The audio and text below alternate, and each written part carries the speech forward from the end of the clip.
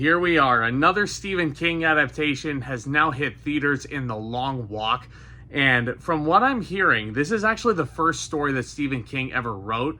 A lot of people are aware of Carrie being the first story that was ever published by Stephen King, but this is one of his earliest dark tales. And this comes to you from director Francis Lawrence, who brought you Hunger Games: Catching Fire, as well as both parts of Mockingjay. Catching Fire was the best of the Hunger Games movies. And this story follows a group of 50 teenage boys who participate in a grueling high-stakes contest where they must continuously walk or be shot by a member of their military escort. The last one left standing wins a gratuitous cash prize and a wish of their choosing. Now, as some of you are aware, I adore Stephen King stories. This man just might be the greatest treasure brought to the writing world.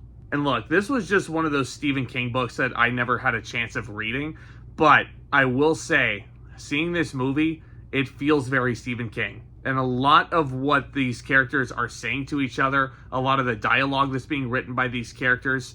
The guy who wrote the screenplay was the guy who also wrote Don't Worry, Darling. His name's J.T. Molnar. I wasn't the biggest fan of Don't Worry, Darling on a personal note, but I will say the writing is probably one of the strongest aspects of that film. And my God, the writing is just on another level here, especially when it comes to the dialogue. There's a lot of very heavy dramatic beats in this movie. Lots of very dense character motivations as to why they've entered this contest. But you also have some interspliced moments of comedy, especially when these characters are being ever so defiant.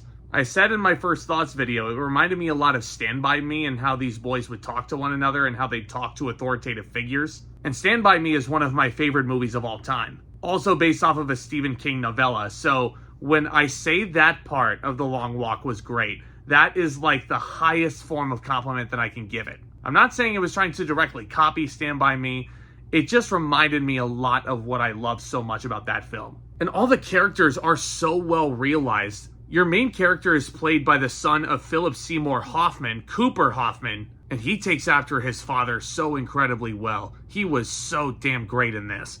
And just seeing his reasons for being involved in this, I'm not going to dig too deep into spoilers as to what he's doing this for. From what I understand and from what I've heard, it's very different from how this character is portrayed in the novel. But there's some certain moments with this character that will just tug at your heartstrings. Especially when as unbelievable of an ending as it is occurs. This is going to be as spoiler-free as possible, but don't be too shocked if you leave with a few tears in your eyes. It's also because of the brotherly bond that he develops with a good amount of people that are on this journey with him, especially with the character of Pete, played by David Jonsson, who I remember from Alien Romulus. He was great in that film, and he was equally great here, and I can't wait to see what else he does down the line.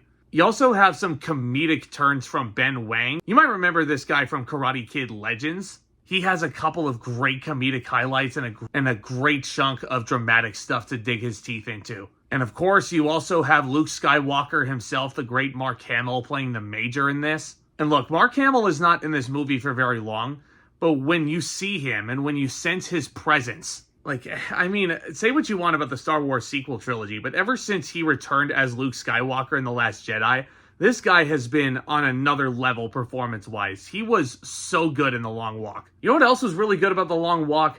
The direction. Again, it's only fitting that you have Francis Lawrence at the helm, considering all of the parallels that this story gets to the Hunger Games. The fact that this is a dystopic version of the United States. Young men are basically in a battle to the death in a contest against one another. Except in this case, they're not slaughtering each other. It's literally just survival of the fittest, last man standing type of thing. And that is what's so heart-wrenching about this film. These characters, for the most part, I mean, there's 50 boys in this. You only get about 20% of them who have character arcs, like Ben Wang's character, Cooper Hoffman's character, David Jonsson, of course. But then you also have Charlie Plummer, who you might remember from Words on Bathroom Walls. He was really good in this.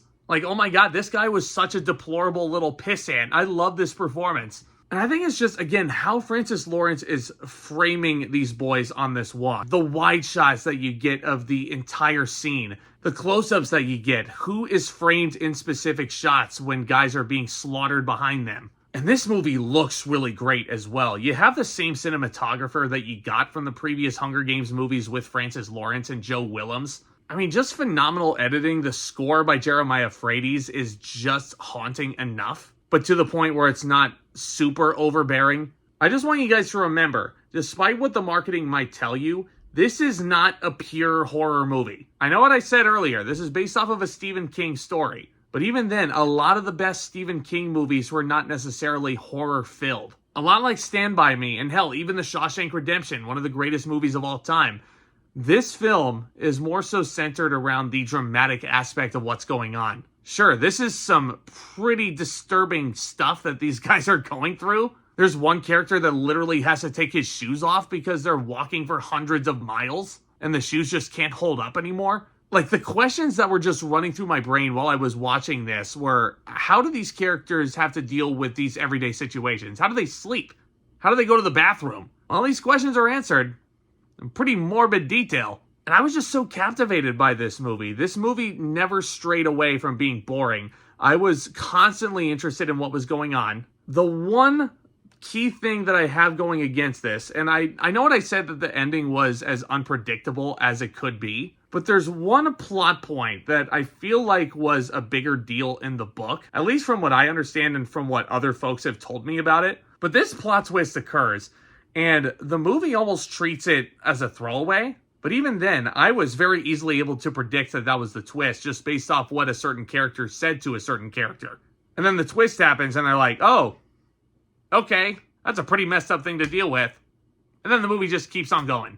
And yeah, you might admit that the pacing is a bit slower when you compare it to other Stephen King classics, because this movie almost clocks in at 2 hours, and yeah, some of it can feel a tad bit repetitive. But you can argue that till the cows come home, but I loved this movie. It was so interesting from beginning to end, and Francis Lawrence did such a phenomenal job directing this movie. The story was constantly compelling, and it might be one of the better dramatic thrillers that you will see all year long. And I cannot stamp my approval on The Long Walk more. I'm going to give The Long Walk an A-.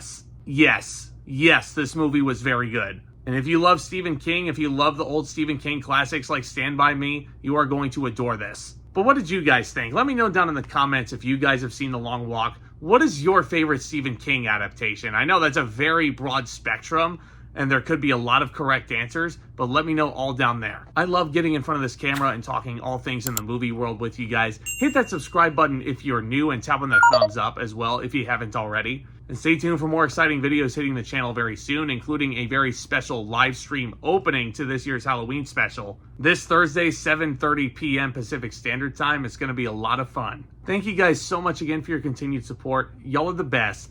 And with all that being said, Back Talk, commence. Yeah.